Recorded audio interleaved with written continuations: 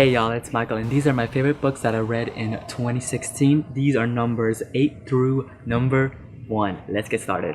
Okay, I took off my hat. So if you want to see number 16 through 9, make sure you check out my previous video. I'll put a link here, a card somewhere, probably here, and also the link will be down below. So yes, number 8 is I Crawl Through It by A.S. King. I've never read a book by A.S. King before, and this is one of those books where it genuinely surprisingly surprised me, if that makes any sense. I thought it was a magical realism book, but it's actually a surrealist novel.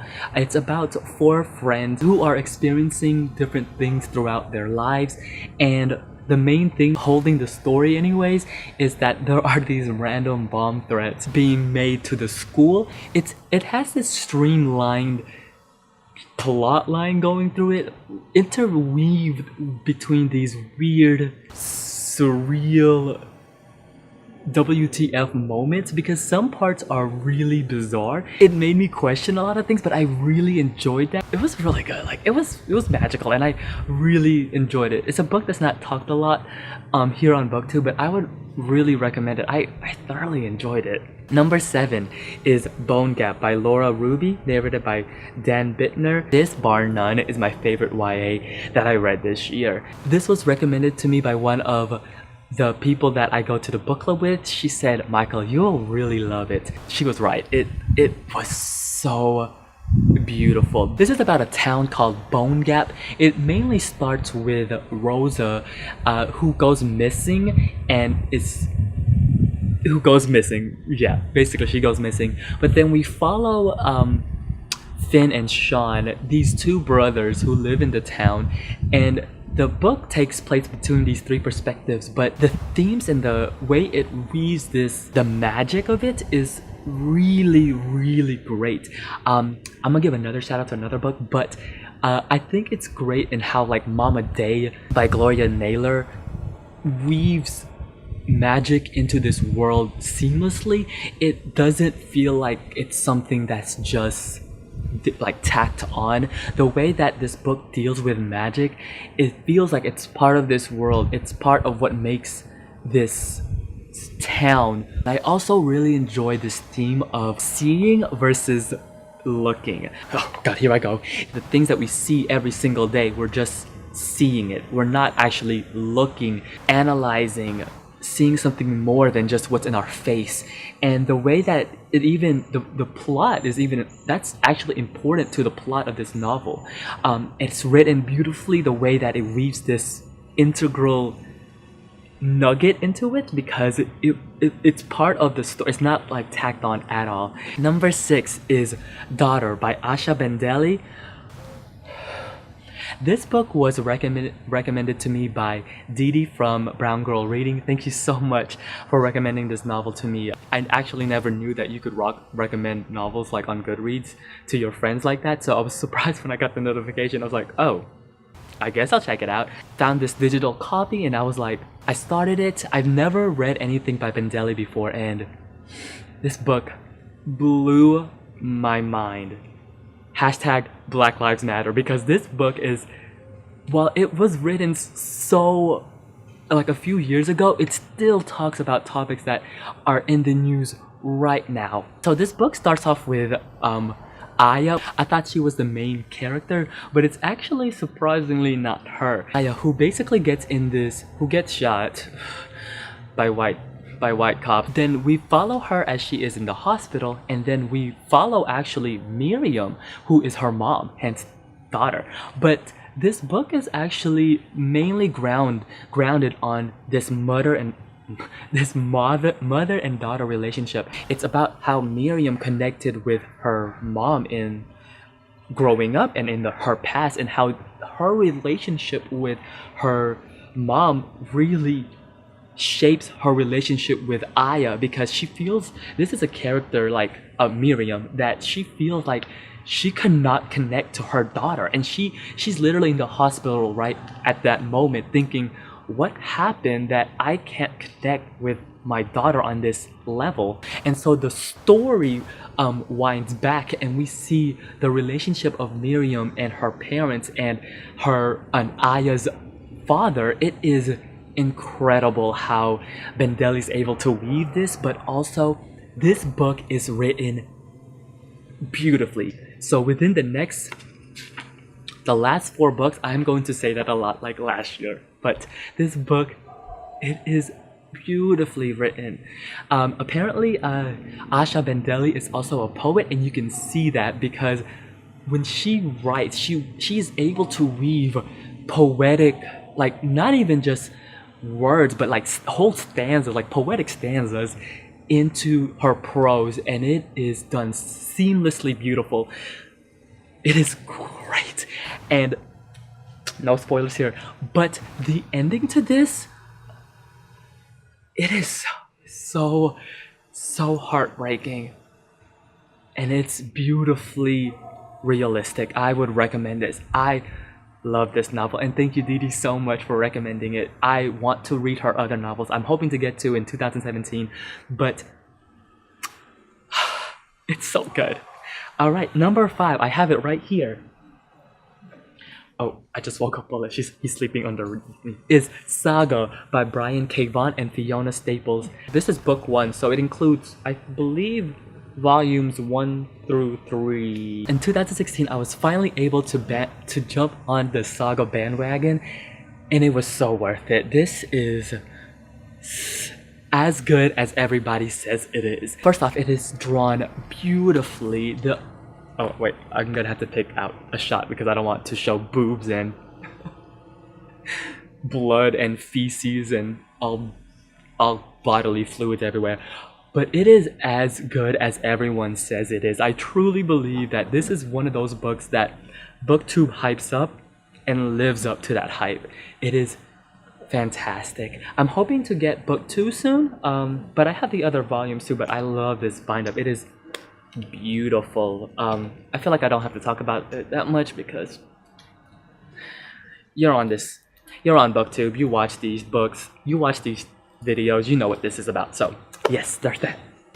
All right, number 4. I also have the book.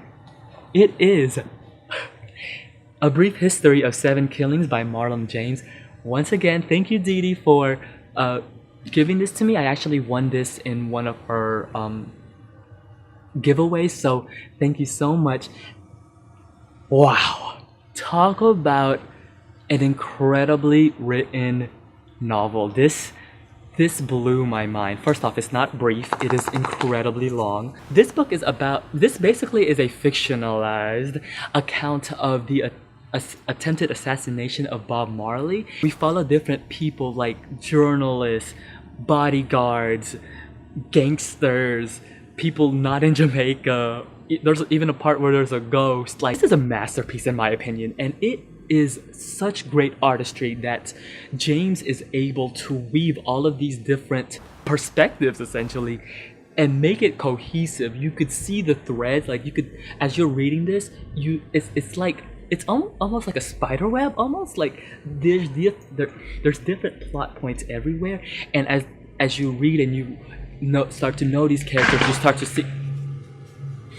to see these different perspectives. It starts to weave together, and then you get this nice tapestry of like a novel. It's also beautifully written. There's a reason why this won the Man Booker. It is fantastic. It's visceral. Oh my gosh, like the violence is like in your face, and it holds nothing back. It is amazing. This is fiction at one of its finest. Go rate it. Full-on review of A Brief History of 7 Killings, so if you want to watch the whole thing, more of my thoughts, the link is down below. Alright, number 3 is a book I'm hoping to have my own personal copy someday, which I need to buy, and that is Autobiography of Malcolm X by Malcolm X by Alex Haley. The biography of Malcolm X is one of those books that I think I will never forget. Like, especially these top books, I think I will never forget. It is so insightful reading about someone who is this historical figure that was loved and hated. You can't deny it. Like, when I was reading that book, the one thing that kept going through my head and I just kept thinking, I was like, oh my gosh, this guy is so charismatic that while a lot of his views, for me anyway, was so extreme. I was like, oh my gosh. But he had a way of personality is literally on the page, and I felt it, I sense it. It is such a great autobiography. I was wowed by it. I learned so much about him. After reading this, I completely respect him as a person. I want to read more books about him. He is so fascinating. Go read it. Go read it. I don't know what else to say about it, but go read it. Number 2. Now, number 2 and number 1, I kind of want to preface this. They're both interchanged in the way that a lot of people sometimes call one book this, the other book that. And after you read both of them, you can kind of see why. They are both great novels, and I would recommend both of them. It is fantastic. Number 2, I already did a full-on review about it, and I'm not gonna lie, I think it's one of my proudest reviews that I've ever done, because it is, first off, it's shot beautifully, which, you know, I'm really shallow, so I was like, oh my god, the sun is hitting my face correctly. It's so beautiful.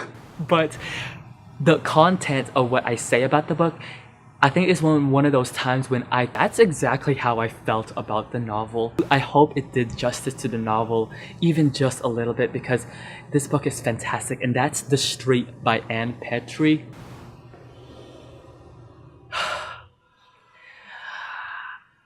Wow, this book blew my mind.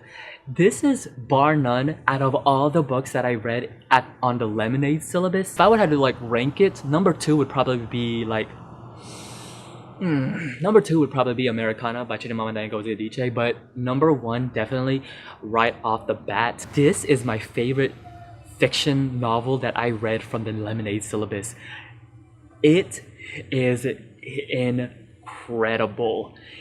First off, it is written beautifully, of course, but it just told an amazing story. Like, the story alone was just done so well, and I talk about it in my review, but the way that she literally switches the perspective at first, questioning it, but then as you read more about it, you find out that this was a great idea. It's a fantastic idea. This is about Lottie Johnson. It's so hard. This is about Lottie Johnson, and it's basically, we follow her, but she's the main character, but we do have different perspectives. But this is about her, and she's basically trying to find a new place to live with her son. And so she finds, because of previous incidents, it's great. This book is so real. It is so real. It talks about real things. It feels real. Everything about it is real. Go read it. I can't recommend this book enough. It is amazing. Number 1. This is my number 1 choice. Now, The Street in this book, a lot of the times The Street will be called the female version of this book, of my number 1 choice. But you can debate about that. I think was the standout from 2016 that I read. I read this pretty early in the year, but I knew as soon as I read it, I was like, all the other books that I read from now on will have to top this, and none of them top it. If you've watched my channel long enough these past few months, you already know what this book is because I talk about it so much. But I think this is the book that, like, last year, so I'm gonna do a little recap. So 2 years ago when I started this, I chose Gilead by Marilynne Robinson as my favorite book, and I think that book perfectly sums up my year during 2015, because there were things happening in my life, and I thought that book came at a perfect time, and I was like, this book got me. If you haven't read that book, oh my god, go read it. It is beautifully written. And last year I chose A Dog's Purpose, and I will fight you. I fight for that book. It's becoming a movie, and I don't know if I'm gonna go see it because it's just so it's one of those books. I've never experienced a book like that ever in my life, where I was listening to it on audiobook. I literally had to pull over driving because I was like, oh my god, this it's just so emotional. I I've never connected with a book like that ever in my life. And I think the book that I chose for this year, also, I'm not gonna lie, The Street was also like, it was also really sad too. That it almost made it, got a tear out of me. And you know, that's a strong book. I don't really get emotional like that, but I think this book is the perfect combination of an incredible character that's like forever memorable, that is beautifully written, and I respect this author so much, and I think it really speaks to me as a reader and as a human being, and that is Native Son by Richard Wright. Wow. I don't know really what to say. You know what? Come to think about it, I don't think I've done a standalone review of this book, so this might just be it. Where do I even begin to explain how incredible this book is? Okay, so first off, this book has such a memorable character. This is about Bigger Thomas, and he's like an adult. Yeah, he's an adult, and it starts off with him getting this new job because he's like always getting into trouble. His mom wants him to like get a job. It's like everyone wants him. To me, anyways, I myself wanted him to succeed so bad. All of these things that, like, this situation that he's in, this life that he has, he could have been able to provide for his family with this new job, but something happens, and it's such a despicable act. Like, there's literally no turning back from it. That it is complete artistry and complete mastery that Wright is able to depict a character that is so, in my opinion, he's despicable. He did horrible things. Like, you cannot back up what he does. But Wright is such an incredible writer that there is this little smidgen that I was rooting for him. That there's this part of me that I was like, you can escape this. You can beat the man. You can do this. Like, I know. If you read this book, you know what he does. You know what he's done. It's awful. Okay, I get it. I think there has to be something said about how great it is that Wright is able to depict this character in a way that the reader, for me anyways, felt some sort of remorse almost. And every portion of this is like, I could not stop reading because it was so insightful and so eye-opening. Like, you could break this down and write a thesis about this. Hence, James Baldwin. The last part of this involves this huge, long monologue of a character. He talks about things that are happening right now. Like, I'm speechless. This book is incredible. There's nothing else I can say about it. Go read it. That's all I can say, because it's a masterpiece. I think it's a true masterpiece. So yes, if you read any of those books 9 through 1, let me know what you think about it. I would love to hear your thoughts. Yes, I've been watching so many favorite videos of 2016 so much, but hopefully, I think this might be the last one that you'll be watching.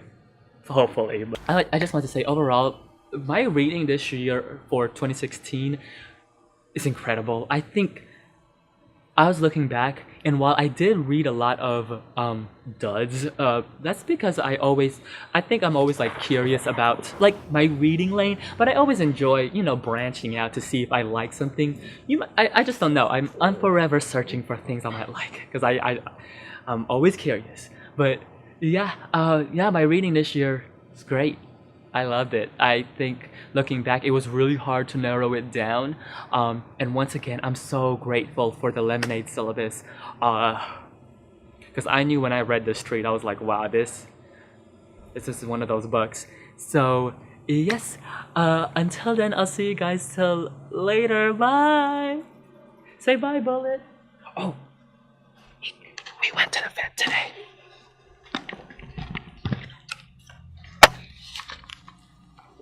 Did you have a good 2016?